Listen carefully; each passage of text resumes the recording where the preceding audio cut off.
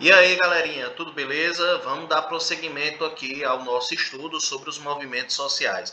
Nós vimos anteriormente os movimentos, né, a parte da resistência indígena, e agora nós vamos adentrar na parte da resistência escrava, feita a partir dos quilombos. O maior exemplo da resistência escrava na história do Brasil foram os quilombos. E não só no Brasil, mas na realidade a prática de se reunir em quilombos, né, de formar quilombos como uma forma de manutenção de uma cultura e tudo mais, veio da África, né, com os chamados guerreiros Janga. Vou falar um pouquinho mais dele mais à frente, mas já no século XVI já haviam registros, né, de vários quilombos na América. Apesar de, quando falar em quilombo, se remeter logo ao de Palmares, mas haviam só no Brasil várias comunidades quilombolas que inclusive são registradas hoje, né, com a comunidade de remanescentes quilombolas, né, tem uma até uma política educacional também própria, né? Bem interessante isso daí. Não vou adentrar muito bem nessa parte porque não compete, né? A sua informação basta, né? Mas vamos lá. Os quilombos eles foram aí uma fonte de resistência à escravidão. Os africanos que foram trazidos ao Brasil, né, para trabalharem principalmente nas lavouras de açúcar, né, passaram a perceber os abusos que eram dentro dos engenhos e passaram a resistir a esse sistema de escravidão, né? E para isso eles começaram a fugir dos engenhos. Os que conseguiam fugir e não ser capturados de imediato, eles iam procurar esses quilombos, né? Que é um termo aí de origem banto e significa esconderijo na mata. Esse termo aí ele foi cunhado nos séculos XVI e XVII para definir os acampamentos lá na África dos chamados guerreiros Janga. Esses guerreiros Janga, na realidade, eles eram grupos de de resistência aos portugueses na África. E o próprio termo Janga foi criado, né, cunhado aí pelos portugueses para generalizar essas tribos guerreiras que se revoltavam contra o efeito colonizador lá no continente africano, né? Então, já a partir daí, já dá para ter uma noção. Eram povos guerreiros e esses povos, segundo alguns relatos também, né, eles tinham ritos antropofágicos, eram seminômades, né, conheciam muito bem a geografia local e tudo por aí vai. Um dado também que eu acho muito interessante de frisar é como os escravos, na realidade, já tinham a sua identidade cultural cortada, vedada, né? Já desde o transporte, né, da África para o Brasil ou qualquer outro lugar no continente americano, porque a mão de obra escrava de origem africana, lembrem, não foi uma premissa apenas do Brasil. Em todo o continente africano, ou em todo o continente americano, perdão, em todo o continente americano, foi utilizada a mão de obra escrava. E os portugueses, eles tinham uma forma, né, até aliás, os traficantes de escravos, eles tinham uma forma de selecionar os povos, né? Então eles não permitiam que povos de uma mesma tribo, de uma mesma que falassem a mesma língua, eles viajassem ou no mesmo pavimento ou no mesmo navio, né? Ali com receio, famílias foram separadas, né? Isso eles tinham receio de gerar algum motim, alguma revolta ali no navio, no transporte e tudo mais. E outra coisa, os portugueses utilizaram essa tática tanto aqui no Brasil com os nativos, quanto lá na África com as tribos nativas de lá, que era se aproveitar da rivalidade entre tribos para poder incentivar, né, incitar a guerra e a partir disso capturar os vencidos, né? E controlar a partir dos vencedores toda a dinâmica local.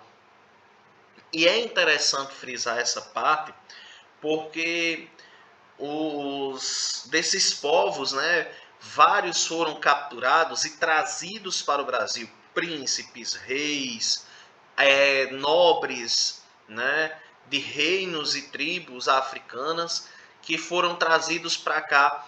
E é interessante também até mesmo a questão né, um dado importante, a questão do cabelo, né? O cabelo em alguns reinos, né, indicava o status de nobreza, além das roupas e outros acessórios, mas o cabelo, né, ele tinha uma forte indicação de qual tribo e de qual era um sinal na realidade. E esse sinal ele era cerceado para até mesmo um receio, né, de um príncipe de um determinado reino lá da África, né, a presença dele gerar, né, uma certa revolta, né, entre os povos, né, que estavam ali sendo escravizados. Então eles raspavam a cabeça, né, para poder dar esse patamar, vou botar entre aspas, igualdade, né? Num regime muito brutal, falar em igualdade é meio complicado, mas enfim.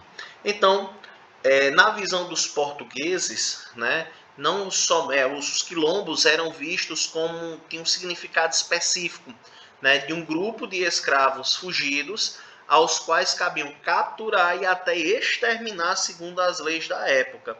Para os quilombolas, essa era uma organização social que visava a liberdade dos cativos e a preservação da cultura africana. Tanto é que o Quilombo dos Palmares, um dos maiores e mais importantes, né, na história do Brasil, ele era bem taxativo nisso aí, chegou a formar um reino, né, que nós vamos falar mais adiante, que também era uma forma de resistência a essa escravidão. Tá? Então, o Quilombo dos Palmares foi o mais importante movimento de resistência, localizava-se na Serra da Barriga, né, um local de difícil acesso, característica na realidade de todo e qualquer quilombo. O acesso era muito difícil, altamente vigiado e distante do centro colonizador. Por quê? O cara estava fugindo, né, desse centro colonizador, que esse centro colonizador eram os engenhos. Os engenhos, posteriormente aí as regiões, né, de mineração, onde havia trabalho escravo em larga escala, eles fugiam, né, procuravam a fuga para lugares muito distantes, tá, com difícil acesso, e vigiavam, né, locais com relevo muito acidentado. Tá? Era uma comunidade autossustentável sustentável e viviam da agropecuária. Também era conhecida como Angola Janga. Isso porque, ao longo do tempo, o Quilombo dos Palmares cresceu ao ponto de formar um reino, né, fruto aí da junção de vários povos guerreiros. Esses povos guerreiros que vinham da linhagem, né, Mbundu Nangola e também dos guerreiros Janga. Por isso ficou conhecido como Angola Janga, tá? Para os cativos, né, para os negros fugidos.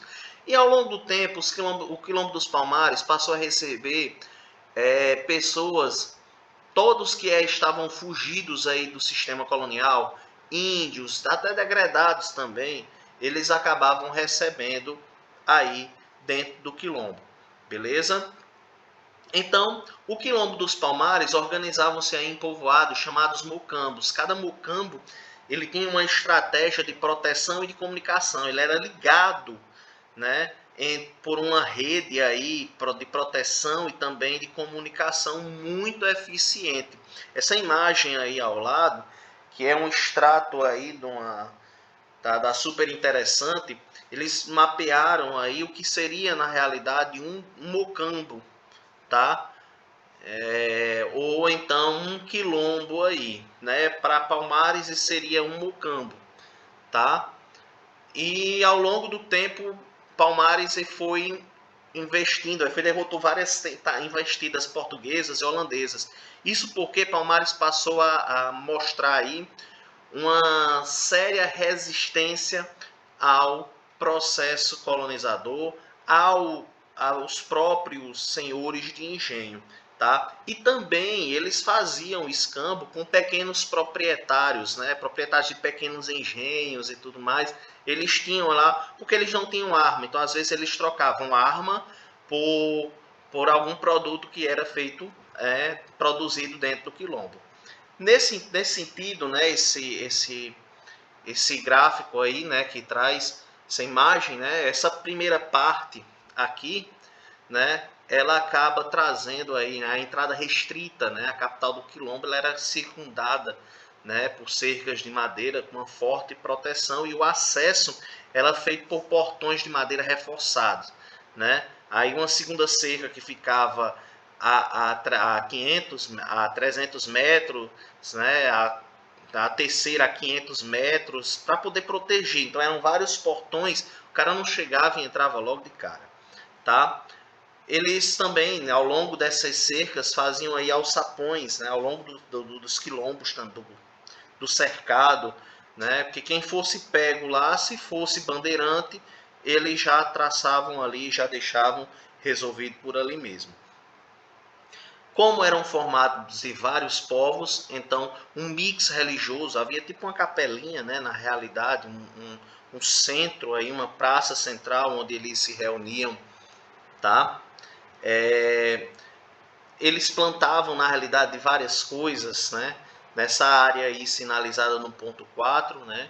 Eles plantavam aí milho, feijão, banana, batata doce, mandioca, cana-de-açúcar e trocavam isso com os pequenos proprietários, o que é mais importante, né?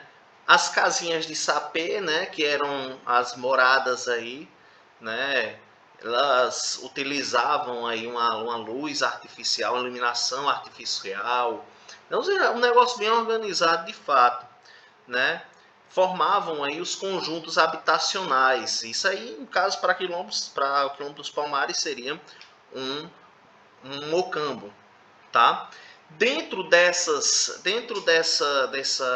lideranças, né, nós podemos, quando o Palmares se torna um reino, né, nós temos aí a liderança de Ganga Zumba, conhecido como um grande senhor, uma forte liderança nesse período que conteve várias dessas investidas portuguesa e holandesa, mas fechou um acordo com Portugal que para ele foi extremamente desvantajoso, né, que garantia aí a liberdade dos nascidos em Palmares. Mas como ele foi desvantajoso? Porque ele passou a ser visto como traidor de Palmares, traidor do movimento. E esse movimento enfraqueceu ao ponto de até causar a sua própria morte por envenenamento pelos próprios súditos. Com a morte de Ganga Zumba, vem aí o Zumbi dos Palmares, né, que alguns relatos dizem até que eram parentes, né, não tem um grau de parentesco, mas assim, são estudos bem remotos.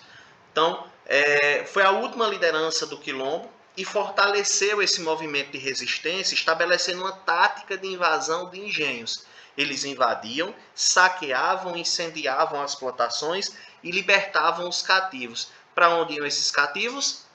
Para Palmares, né? Iam reforçar o exército, tá? Só que ao momento em que Palmares ia crescendo sob a liderança de Zumbi, despertou ainda mais o ódio. Como houveram já grandes investidas, né, por portugueses e por holandeses, a última delas, né, foi liderada por esse carinha aí, o Domingos Jorge Velho. Ele quem foi o responsável aí, né, por dizimar, né, Palmares, famoso bandeirante conhecido por capturar indígenas, né? Ele invadiu Palmares, estabeleceu lá num dos mocambos e ficou por um bom tempo.